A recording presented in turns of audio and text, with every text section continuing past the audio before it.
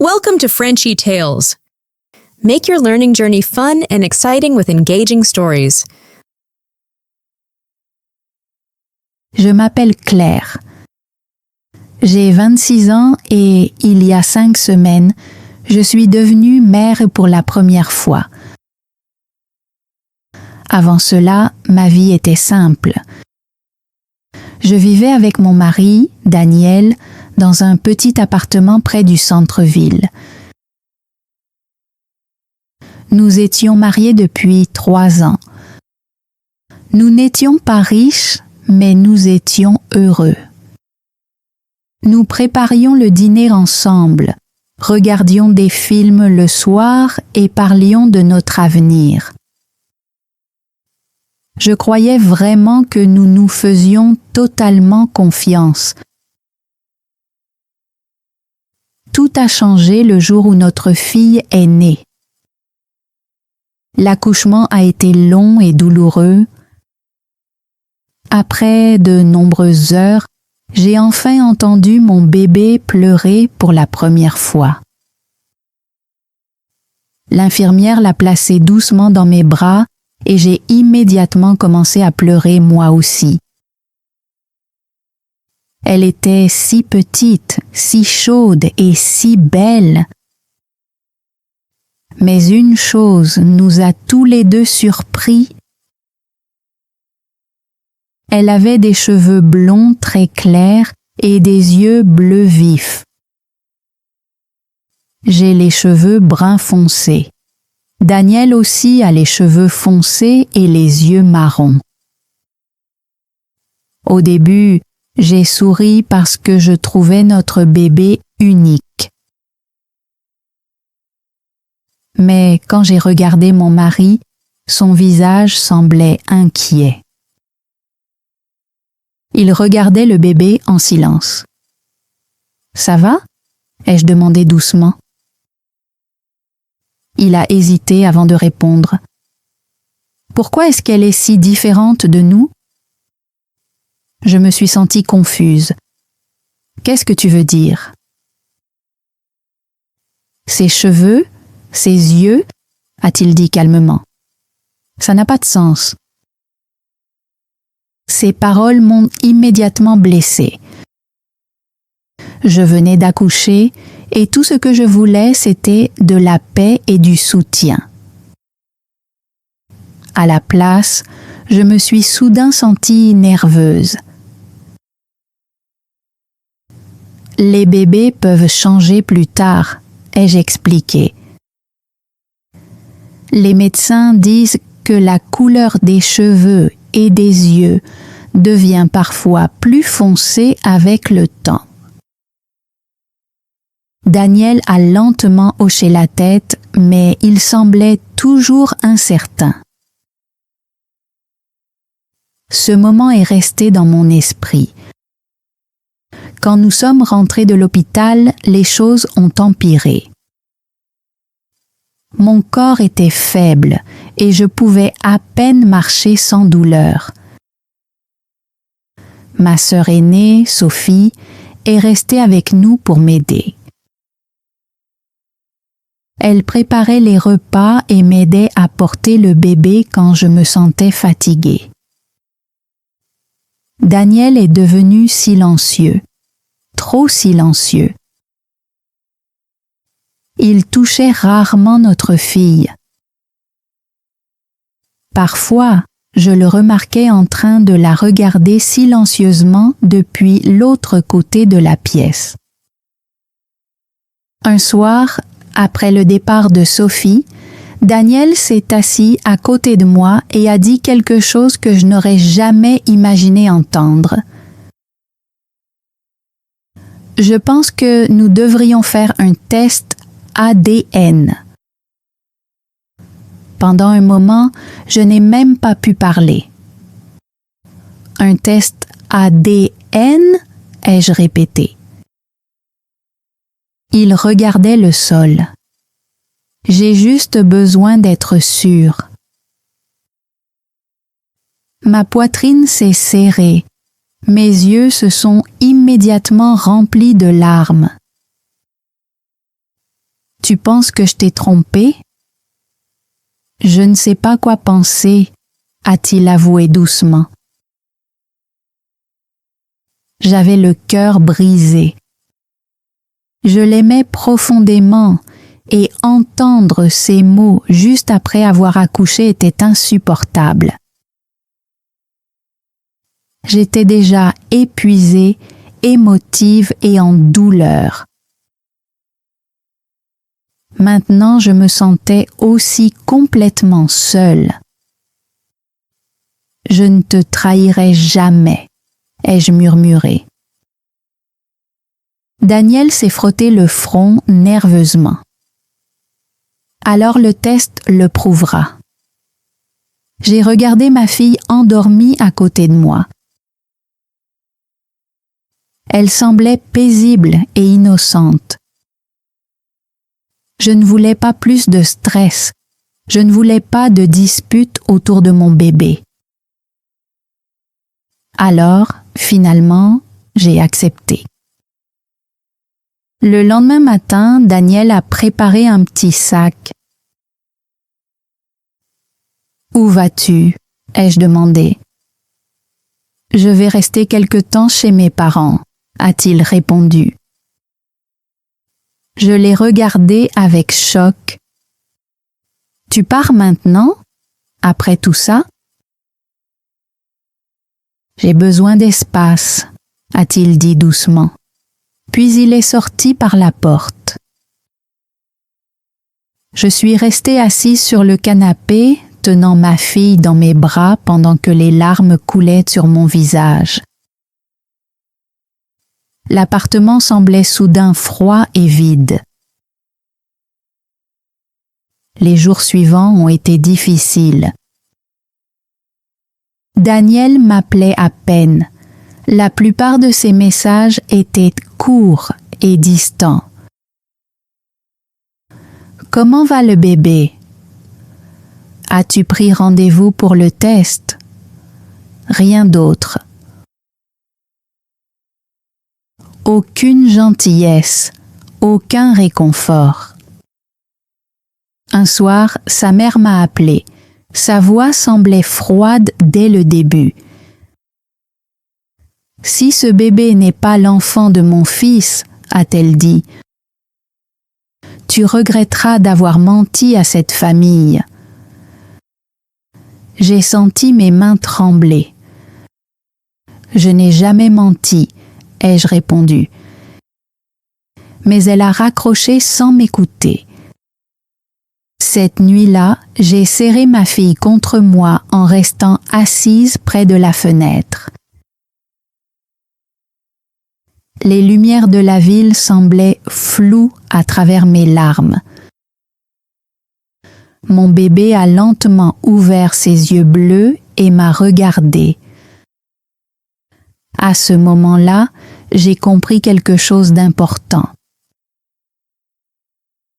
Peu importe ce qui arriverait à mon mariage, je protégerai toujours ma fille parce que je connaissais la vérité. Et un jour, tout le monde la connaîtrait aussi.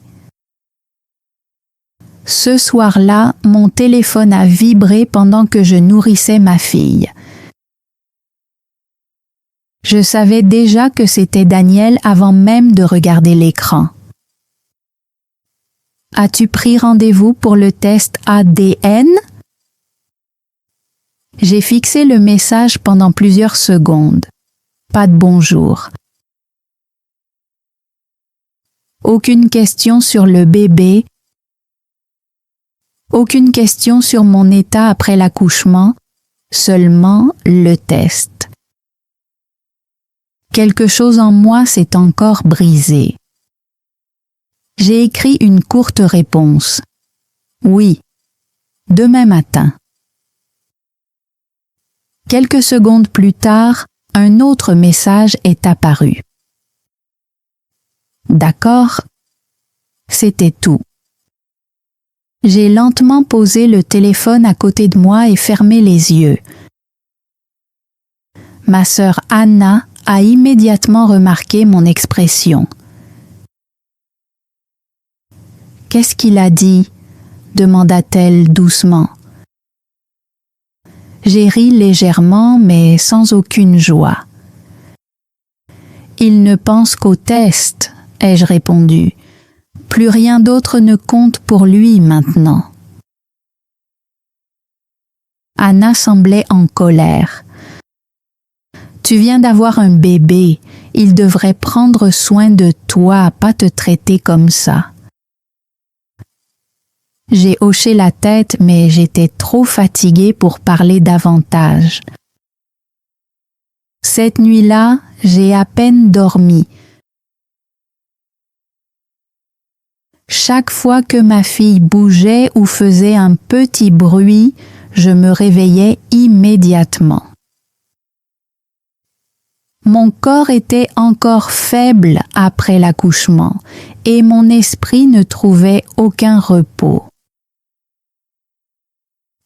Le lendemain matin est arrivé trop vite. Anna m'a aidé à préparer le bébé avant notre départ pour la clinique. J'ai habillé ma fille avec une douce tenue jaune décorée de petites fleurs. Elle semblait paisible, complètement inconsciente de tous les problèmes autour d'elle. « Tu es forte », m'a dit Anna avant notre départ. Je voulais la croire. Quand nous sommes arrivés à la clinique, Daniel attendait déjà près de l'entrée. Il avait l'air fatigué mais distant,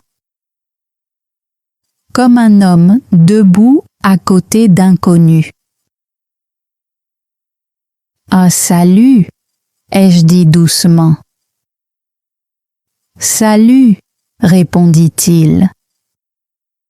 Aucun sourire, aucun câlin. Pendant une seconde, il a regardé le bébé dans mes bras, puis il a rapidement détourné les yeux. Cela m'a fait plus mal que je ne l'aurais imaginé. Une infirmière a appelé nos noms et nous a conduits dans une petite salle blanche. Le test ADN lui-même était simple et rapide. Ils ont prélevé des échantillons de Daniel et du bébé pendant que je restais assise en silence sur la chaise, retenant mes larmes. Toute cette situation semblait tellement injuste. Après la fin du test, nous sommes sortis ensemble dans le silence. Les résultats devraient être prêts dans quelques jours, a finalement dit Daniel. Je sais. Un autre silence a suivi. Je l'ai regardé attentivement. C'était l'homme que j'avais épousé. L'homme qui m'avait autrefois promis de rester à mes côtés quoi qu'il arrive. Maintenant, il pouvait à peine me regarder. « Daniel, ai-je murmuré, je ne t'ai jamais trompé. » Il a baissé les yeux vers le sol avant de répondre. « Nous le saurons bientôt. » Ces paroles ont glacé ma poitrine. Je voulais lui crier dessus. Je voulais qu'il comprenne à quel point il m'avait blessée. Mais j'étais trop épuisée. Moi, je connais déjà la vérité, ai-je dit calmement. Elle est ta fille. Il n'a pas répondu. Nous sommes partis dans des directions différentes après cela. L'attente a été la partie la plus difficile. Chaque jour semblait plus long que le précédent. Je regardais constamment mon téléphone, espérant que Daniel dirait enfin quelque chose de gentil. Mais ses messages restaient froids. « Comment va le bébé » ? des nouvelles, c'était tout. La nuit, je restais éveillée à côté du berceau de ma fille en écoutant sa douce respiration. Parfois, je touchais ses petits doigts et je me demandais comment quelque chose d'aussi innocent pouvait causer autant de douleur. Quelques jours plus tard, la mère de Daniel m'a appelée encore une fois. J'ai presque ignoré l'appel, mais j'ai finalement répondu « Allô ?» Sa voix semblait immédiatement froide. « Nous attendons les résultats, » dit-elle. « Je sais. »« Tu devrais être nerveuse, » continua-t-elle, très nerveuse. J'ai fermé les yeux et essayé de rester calme. Je n'ai rien fait de mal. Elle a laissé échapper un petit rire. Nous verrons bien. Puis elle a raccroché. Je suis restée assise en silence pendant un long moment, tenant mon téléphone dans des mains tremblantes. Anna est entrée dans la pièce et s'est assise à côté de moi. « Ne l'écoute pas, » dit-elle doucement. Mais honnêtement, j'étais fatiguée de tout ça, fatiguée de devoir me défendre, fatiguée de me sentir jugée dans mon propre mariage. Puis, 4 jours plus tard, j'ai reçu un message de la clinique. Les résultats de votre test sont prêts. Mon cœur s'est immédiatement mis à battre plus vite. C'était le moment où tout allait changer. J'ai immédiatement envoyé un message à Daniel. Les résultats sont prêts. Pour la première fois depuis plusieurs jours, il a répondu immédiatement. « Je te retrouve là-bas. » Bien sûr, ai-je pensé amèrement. Maintenant, il répond vite. Quand nous sommes arrivés à la clinique, Daniel attendait déjà devant la même salle que la dernière fois. Aucun de nous ne souriait. Nous sommes entrés ensemble. L'infirmière nous a donné une enveloppe puis a quitté silencieusement la pièce. Le papier reposait sur la table entre nous comme quelque chose de dangereux. « Ouvre-la », ai-je dit doucement. Daniel a pris l'enveloppe avec des mains tremblantes.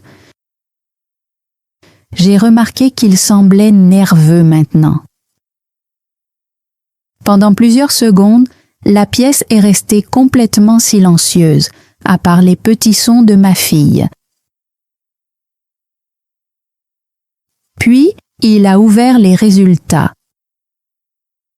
J'ai observé attentivement son visage pendant que ses yeux parcouraient le document. Soudain, son expression a changé. Ses yeux se sont écarquillés. Sa bouche s'est légèrement ouverte. Il avait l'air complètement choqué. Je savais déjà ce que le papier disait avant même de le voir. Malgré cela, je me suis penchée en avant et j'ai lu les mots moi-même. 99,99% de probabilité de paternité. Un profond sentiment de soulagement a envahi ma poitrine. J'ai lentement regardé Daniel. « Je te l'avais dit », ai-je murmuré. il est resté silencieux. Toute la douleur que j'avais portée pendant des jours est revenue d'un seul coup. Les pleurs, la solitude, la peur, l'humiliation. Tu m'as laissée seule après mon accouchement, ai-je dit. Tu m'as traitée comme une menteuse. Daniel s'est frotté le visage nerveusement. J'étais perdu, dit-il. Non, ai-je répondu calmement. Tu as choisi de ne pas me faire confiance. Il a de nouveau regardé le papier sans rien dire. À ce moment-là, j'ai compris quelque chose de douloureux. Le test avait prouvé que le bébé était bien son enfant. Mais il avait aussi prouvé que notre mariage n'était plus le même. Pendant un long moment, personne ne parla. Puis, la porte de la clinique s'ouvrit et ma sœur Anna entra dans la pièce. Elle me regarda d'abord, puis regarda Daniel. « Tout va bien ?» demanda-t-elle prudemment. J'ai pris une lente inspiration. « Le test l'a confirmé, » ai-je dit calmement. « C'est bien le père. » Anna hocha la tête comme si elle connaissait déjà la réponse. Daniel évitait de nous regarder. Il prit sa veste sur la chaise et se leva rapidement. « Je devrais partir, » murmura-t-il. Je le regardais avec incrédulité. Partir où? Retourner chez mes parents, j'ai encore besoin de temps pour réfléchir. Encore ces mots. Besoin de temps pour réfléchir. Je me sentis soudain épuisée. Pas physiquement cette fois, mais émotionnellement. « Tu as déjà eu largement le temps, » répondis-je doucement. Il ne dit rien. Quelques secondes plus tard, il quitta la pièce sans un mot de plus. La porte se referma derrière lui et, étrangement, je ne pleurais pas cette fois. Quelques semaines plus tôt, son départ m'aurait détruite. Mais maintenant, quelque chose en moi semblait plus calme. Pas heureuse, pas guérie, juste plus calme. Parce que la vérité était enfin claire. Anna s'approcha et posa doucement sa main sur mon épaule. « Comment te sens-tu » Je baissai les yeux vers ma fille qui dormait paisiblement dans mes bras. « Je ne sais pas encore, » avouai-je. Quand nous sommes rentrés à la maison plus tard dans l'après-midi, l'appartement semblait toujours silencieux, mais ce silence était différent maintenant. Avant, il paraissait froid et douloureux. Maintenant, il semblait simplement paisible.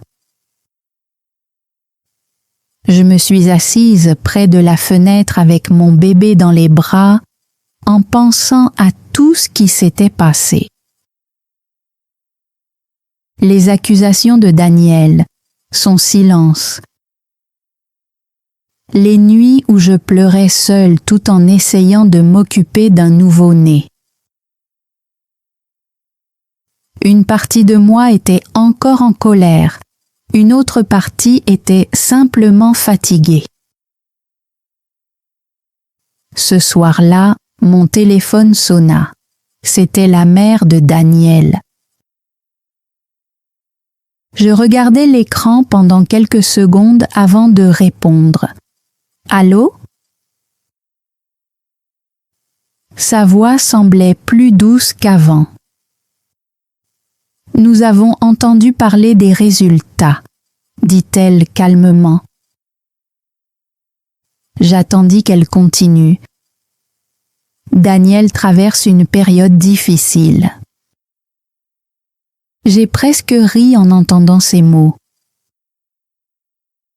Une période difficile? Et moi alors? Je restais silencieuse. Après un moment, elle reprit la parole. Tu n'aurais pas dû te moquer de lui à la clinique. J'ai lentement fermé les yeux. Et lui n'aurait pas dû m'accuser de l'avoir trompé juste après mon accouchement, répondis-je calmement. La ligne devint silencieuse. Finalement, elle soupira. Il reviendra à la maison quand il sera prêt. Je regardais ma fille endormie contre ma poitrine. Pour la première fois, je me posais une question importante. Est-ce que je voulais vraiment qu'il revienne? Les jours suivants passèrent dans le calme. Daniel n'envoya qu'un seul message. J'ai encore besoin de temps. Je l'ai lu une fois, puis j'ai rangé mon téléphone sans répondre. J'étais fatiguée d'attendre qu'il décide s'il me faisait confiance ou non. À la place, je me suis concentrée sur ma fille. Chaque matin, je la portais dans l'appartement en lui parlant doucement. « Ah, tu es forte !» lui ai-je murmuré un jour pendant qu'elle me regardait avec ses yeux brillants. Et moi aussi. Je répétais souvent ces mots, pas seulement pour elle, pour moi aussi. Petit à petit, la vie est devenue plus calme. J'ai recommencé à remarquer les petites choses. La lumière chaude du soleil à travers la fenêtre, le bruit de la pluie dehors pendant la nuit, le petit sourire de ma fille pendant son sommeil. Anna est restée avec moi encore une semaine avant de rentrer chez elle. Avant de partir, elle m'a serré fort dans ses bras. « Tu es plus forte que tu ne le crois, » dit-elle. Après son départ, l'appartement est redevenu très silencieux. Juste moi et le bébé. Un après-midi, j'étais assise près de la fenêtre pendant que ma fille dormait dans mes bras. La pièce semblait chaleureuse et paisible. Et pour la première fois depuis des semaines, je me suis enfin permis de réfléchir honnêtement à mon mariage. Je me souvenais de la façon dont Daniel m'avait regardé à l'hôpital, le soupçon dans ses yeux, la froideur dans sa voix lorsqu'il avait demandé le test ADN. Ces souvenirs me faisaient encore profondément mal. Pouvais-je encore lui faire confiance après tout ça? Honnêtement, je n'en savais rien. Ce soir-là, quelqu'un frappa à la porte. Mon cœur sursauta immédiatement. Lentement, je me suis approchée et j'ai ouvert. Daniel se tenait devant la porte. Il avait l'air épuisé. Ses yeux étaient rouges et son visage semblait plus mince qu'avant. Pendant un moment, aucun de nous ne parla. « Salut », dit-il doucement. « Salut. Est-ce que je peux entrer ?» J'ai hésité une seconde avant de me pousser de côté. Il entra lentement et regarda autour de l'appartement comme si tout avait changé pendant son absence. Puis ses yeux se tournèrent vers le bébé. « Elle a grandi », dit-il doucement. J'ai hoché la tête. « Elle change chaque jour. » Il s'approcha prudemment. « Est-ce que je peux la prendre ?» Je l'ai regardé un moment avant de placer doucement notre fille dans ses bras.